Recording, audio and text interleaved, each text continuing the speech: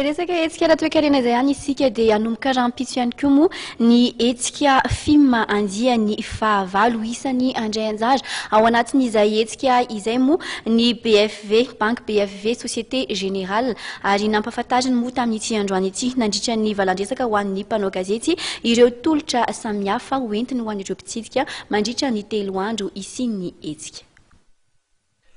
Anamarika ny fisiny ny Banque BFV Société Générale mandritra ilay hetsika ara-toekarena film izay ho tanterahany etsy amin'ny Forelo Expo izay Tanjombato manomboka rahampitso. Mitana trano efa mirefy ena amin'ny 30 metatra tora-droa tokoa ny BFVSG ary maro ireo tolotra natokany ho an'ireo mpitsidika mandritra ireo 3 andro isian'ny hetsika araka ny fantatra io maraina io nandritra ny valandresaka ao amin'ny mpanao gazety izay nitotosaina tetsy amin'ny Fobeny izay Taninarenina. Zany mandritra ny Foire Internationale de Madagascar 2013 ity dia ny ireo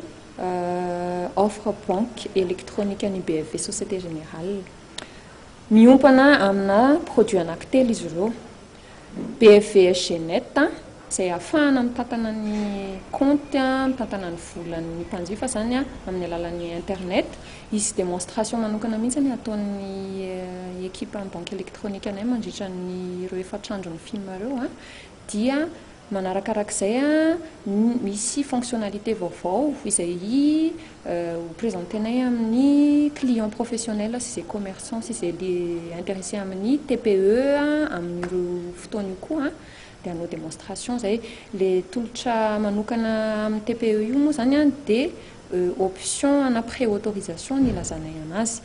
Afaka mahazo tombotsoa amin'ireo tolotry ny BFVSG avokoa ireo mpitsidika rehefa mampiseho ny coupon salon ananivon'ireo ho mahasoivo BFVSG misa 420 hatramin'ny farany volana jona 13 afaka mandray anjara amin'ny lalao tombola izay mety azona finday Blackberry Curve 9360 sy fampidirana internet Blue Line ihany koa izy ireo.